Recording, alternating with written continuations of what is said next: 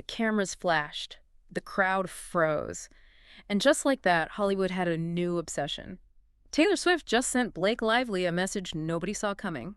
Welcome to Startscope Report. Join Jordan and Jamie as they uncover Hollywood drama, music industry shakeups, and viral influencer scandals. From red carpet surprises to social media controversies, we dive deep into the stories behind the fame. It really completely breaks the fourth wall of celebrity friendships, you know? Oh, absolutely. Like, we're so conditioned to believe that these elite inner circles just function like normal, everyday relationships. Right, but this leak just exposed that, well, behind closed doors, some of these interactions operate more like a crisis management firm auditing a client. It's wild. And in this deep dive, we are looking at a total collision. I mean, a $400 million defamation lawsuit, Massive. a highly anticipated album release, and literally the wedding of the year. And it all hinges on one text message where an A-list pop star basically graded her best friend's apology for PR speak. Which is just insane to think about. It really is. So if you're loving these Hollywood twists, make sure you're subscribed. We've got even crazier stories ahead. Definitely. But to really grasp the gravity of this whole fallout, we have to look at the foundation of this friendship, which, goes way back to 2015. Yeah, this wasn't just some casual, oh, we bumped into each other on the red carpet kind of acquaintance. Not at all. I mean, Blake literally directed the music video for Taylor's song, I Bet You Think About Me. Right, the trust level there was absolute. I mean, Taylor is the godmother to Blake and Ryan Reynolds' kids. She famously revealed their daughter Betty's name on the Folklore album. Exactly. And that kind of history, it creates a massive emotional blast radius when things go wrong. And things went terribly wrong. Terribly. It started with the absolute chaos surrounding the It Ends With Us movie. Ugh, yeah, that whole situation. The fracture between Blake Lively and her co-star and director Justin Baldoni, it just created this toxic whirlpool. It really did. And it ended up dragging everyone in Blake's orbit down with it. Because Baldoni essentially claimed that Blake was weaponizing her A-list network, like to intimidate him and hijack the creative direction of the film. Which is exactly what led to that explosive December 2024 leak to TMZ. Good texts. The texts. Justin Baldoni's legal team didn't just file a brief.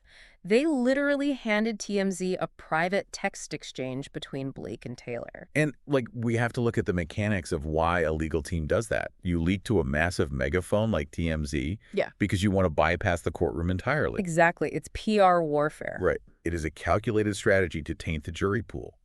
You want to set a public narrative that Blake is a bully long before a judge ever bangs a gavel. And the details in these documents, Baldoni claims Blake actually likened herself to Khaleesi from Game of Thrones. Oh my gosh, yes. Specifically referring to Taylor and Ryan as her dragons. Her dragons. That comment is just staggering. Yeah. Because in Hollywood, your network is your currency. So calling the most famous pop star on earth your dragon implies that you view your friends as, weapons to be deployed against your enemies. It's such a terrible look. Yeah.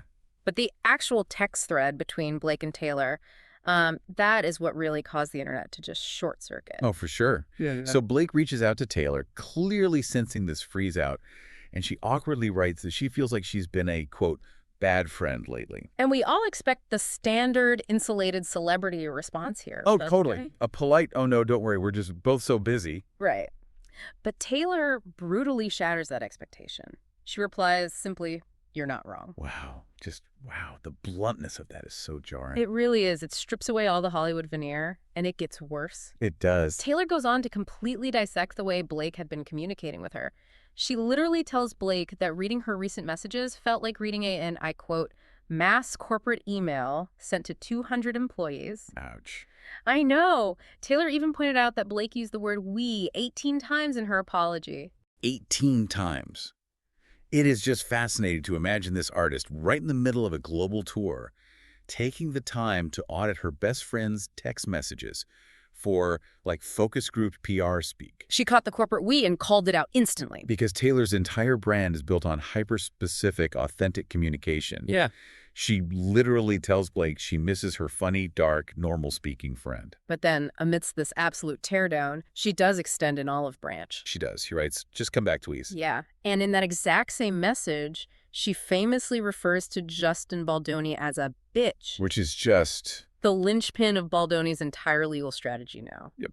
Brian Friedman, who is Baldoni's lawyer, is now weaponizing that exact text to call Taylor as a hostile witness in the $400 million defamation trial this May. Which is wild. They are basically arguing that Taylor's written bias against Baldoni makes her central to the intimidation claims. And that led to the absolute circus of a process server getting caught trying to serve Taylor her deposition papers at Travis Kelce's house. I mean, serving her papers at her boyfriend's house isn't just about getting her into court. It's a very deliberate intimidation tactic. Well, 100%. Like, trying to drag Taylor Swift into a public trial isn't just a legal maneuver. It's like trying to subpoena the sun. You're just going to burn, and everyone is going to watch it happen. That is precisely the mechanism at play. They know serving a subpoena at a highly secure private residence will generate massive headlines. Exactly. It's psychological warfare, designed to make Taylor feel like this lawsuit is infiltrating her actual sanctuary. The whole goal is to make the friction of remaining loyal to Blake so incredibly high that Taylor simply walks away. But wait till you hear what came next, because Taylor didn't just leave her thoughts in a text thread. No, she did not. If the legal system is trying to back her into a corner, she responds by making the fight into the only arena where she holds absolute power.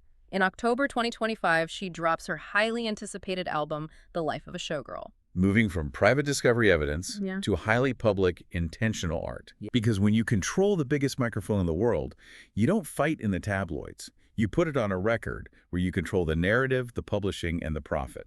And the internet immediately hyperfixated on one specific track. Oh, canceled. Canceled. Yeah. The lyrics seemed perfectly engineered to address this entire fallout. She sings, "Did you fly too close to the sun, girl boss? Did they catch you having far too much fun?" The use of the word girl boss is so loaded there. So loaded. It implies a very specific brand of hollow corporate feminism, which directly echoes Taylor's critique of Blake sounding like a mass corporate email. Right, and everyone assumed this was the final nail in the coffin, like a public execution of their friendship. But it highlights how the internet just operates on confirmation bias. Absolutely. The public wanted a villain, so they heard those opening lines and immediately labeled it a diss track. But if you actually analyze the lyrical structure of the chorus, it completely subverts that expectation. Exactly. She sings, "Good thing my friend's canceled. I like him cloaked in Gucci and in scandal." It isn't an attack at all. It is a highly stylized defense against the mob mentality. The cinematic imagery is just brilliant. Cloaked in Gucci and in scandal is such an undeniable reference to Blake's deep ties with the fashion house and, the massive wave of online vitriol she was drowning in. Yeah, but I have to push back on the framing here just a bit. Okay. Is Taylor actually defending Blake's reported behavior on that movie set? Or is she just defending her friends from the disproportionate wrath of the internet? Because those are two entirely different statements. That distinction is so crucial. No, the song does not read as an endorsement of the alleged bullying or the toxic set dynamics. Right. What Taylor is defending is her own fierce loyalty.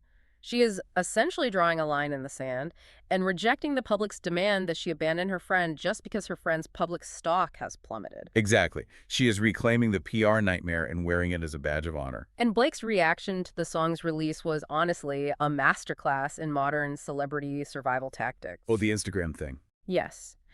Blake initially liked the album announcement on Instagram, but then a few hours later, mysteriously unliked it. Which is never an accident. Never. This isn't just someone changing their mind. This is social media micro-signaling. Yeah. It creates plausible deniability. Yeah. You let the screenshot circulate to show your fans you are still supportive. Exactly. And then you remove so the media can't write a definitive headline about you endorsing the lyrics. It is exhausting. But it is exactly how these PR ecosystems function. Every single digital footprint is calibrated. Completely. And of course, the internet tried to map every single song on the album to this feud. Oh, yeah.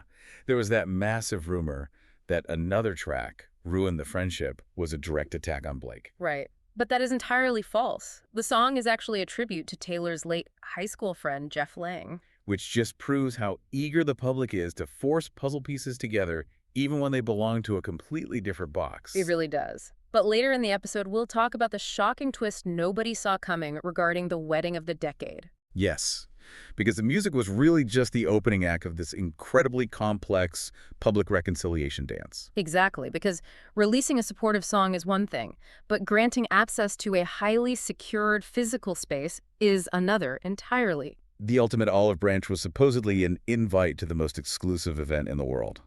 So let's lay out the stakes for July 3rd at Madison Square Garden. This is Taylor and Travis Kelce's ultra-private wedding. And the security apparatus for this event is genuinely staggering. I can only imagine. Guests are reportedly required to sign ironclad non-disclosure agreements, which typically involve device confiscation right at the door and massive financial penalties for leaking details. And the guest list really reflects that level of security. It is a heavily vetted inner circle. Right. We are talking about Selena Gomez, Gigi Hadid, Ed Sheeran, Zoe Kravitz. Suki Waterhouse, Carly Kloss, the Haim sisters. Even rising star Somber, who recently performed at Taylor's Songwriters Hall of Fame induction, is on the list. And we also know the emotional weight of this event for Taylor. She received some beautiful advice from her newlywed best friend, Esta Haim, who told her, have as much fun as possible, take it in, all those people might not be in the same room ever again. That's so sweet. So the idea of Blake Lively being allowed back into that intensely protected environment was a massive story. Which is exactly why the reporting from Page 6 and the Daily Mail sent absolute shockwaves through the industry. They claimed that Taylor and Blake had finally reconciled over this deeply emotional phone call, and that Taylor had shocked everyone by sending a wedding invite. The narrative they were pushing was that the ice had completely thawed. Like, Blake supposedly had her dress ready, and she was officially back in the fold. But the shadow mechanics of celebrity PR are ruthless. So ruthless. Because almost immediately after those reports surfaced, Extra TV dropped a massive categorical denial. Yeah, that whiplash was intense. Sources completely shut down the rumors. They stated definitively that the reconciliation call never happened, and the MSG wedding invite was a complete fabrication. And anyone who follows the industry knows that sources, speaking to a friendly outlet like Extra TV, is almost certainly code for tree paint. Taylor's formidable publicist. Exactly. When you look at these warring tabloids, you are actually watching two different PR firms play chess in real time. It's fascinating. Blake's camp likely leaked the reconciliation story to outlets like Page 6 and the Daily Mail. But why? Because those outlets prioritize volume and speed. Floating a rumor that you are invited to the wedding of the decade, well, it saves face. It makes you look desired and relevant. So leaking a positive wedding rumor to Page 6 when you aren't actually invited is basically like throwing a fake party invitation in the trash where your roommates will see it. That's a great way to put it. You're banking on the rumor becoming reality through sheer public pressure. You hope the other side won't have the heart to publicly embarrass you by denying it? But Tree Pain doesn't operate on sentimentality. No, she does not. If Taylor's camp doesn't want the "it ends with us" scandal infecting the airspace of her wedding, they have to amputate that rumor immediately. And they use a trusted, entertainment-friendly outlet like Extra TV to do it. It allows them to deliver an undeniable kill shot to the story without ever actually putting an official quote on the record. It is a surgical strike. Stay tuned and hit that subscribe button so you don't miss what's coming next, because having your fake wedding invite publicly revoked is humiliating. And Blake and Ryan are not the type of celebrities who just take a hit like that quietly. Definitely not. If Tree Pain and Taylor's camp completely shut down the MSG wedding invite, Blake and Ryan are suddenly backed into a PR corner. Yeah. They cannot just sit quietly at home on July 3rd while the entire world discusses their glaring absence. They have to mount a counteroffensive to reclaim the narrative. Which means they are reportedly planning a massive, highly visible stunt to hijack Taylor's wedding day headlines. This is where it gets crazy. We have to dive into the exclusive reporting from Rob Shooter in the Nerve podcast. Insiders are revealing that Blake and Ryan are strategizing a highly visible public outing explicitly timed to coincide with the July 3rd wedding. The strategy is simple, but honestly, a little desperate. Be seen. Yeah. The objective is to guarantee they are photographed, trending on social media, and generating their own isolated news cycle, while Taylor and Travis are celebrating at Madison Square Garden. And according to these insiders, they plan to use their, quote, extreme good looks to tip off photographers and create a viral moment. The rumors of what this counterprogramming might actually look like are wild. Sources suggest they might orchestrate a visit to a soup kitchen, or maybe a perfectly styled afternoon at a public park with a puppy. With a puppy. The entire visual goal is to prove to the public that they aren't hiding away in shame. And we know exactly how they execute these setups because we're already seeing previews of it. Right, just look at their recent paparazzi walks in the West Village. Those walks are master classes in controlled media. The public often assumes paparazzi just magically appear. But at this level, it is highly coordinated. You work with an agency like Backgrid. Yep. You tell them exactly what corner you will be on at what time to ensure the lighting is perfect. And the behavior in those photos is so exaggerated. So, like when we saw pictures of Blake playfully pinching Ryan's bottom. And Ryan giving Blake a jaunty piggyback ride down a New York City sidewalk. It is meticulously designed to project this aura of a couple so maniacally in love and unbothered by the chaos around them that they just can't keep their hands off each other. Exactly. But let me push back on the fundamental logic of this strategy for a second. Won't the public see right through this? Right. Because the internet is incredibly literate when it comes to PR setups now. Yeah. If you are trying to prove you weren't hiding because you were snubbed from the wedding of the decade, staging a photo shoot with a puppy in a public park is the loudest possible way to say, I am deeply bothered. It really is. It highlights your absence rather than masking it. It is the ultimate paradox of modern public relations. By overcompensating to show how little you care, you reveal exactly how panicked you are. Right. The more forced the piggyback rides and the bottom-pinching look, the more the public zeroes in on the underlying insecurity. Yeah. However, in the brutal calculus of celebrity relevance, looking slightly desperate and overly staged is still viewed as a better alternative than being officially discarded and forgotten.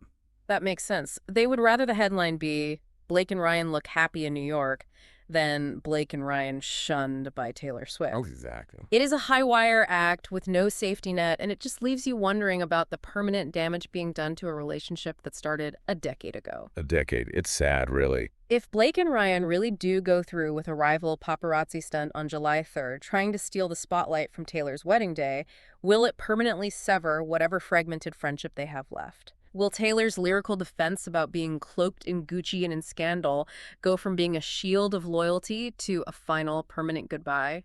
That is the lingering question that no publicist can answer. When the coordinated path walks are over and the legal discovery concludes, what actually happens to the dragons? Do they burn the entire empire down to save their own pride? Or do they find a way back to that funny, dark, normal-speaking friendship behind closed doors?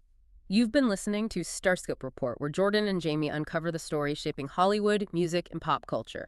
Thanks for tuning in, and don't forget to subscribe for more stories that keep the stars shining.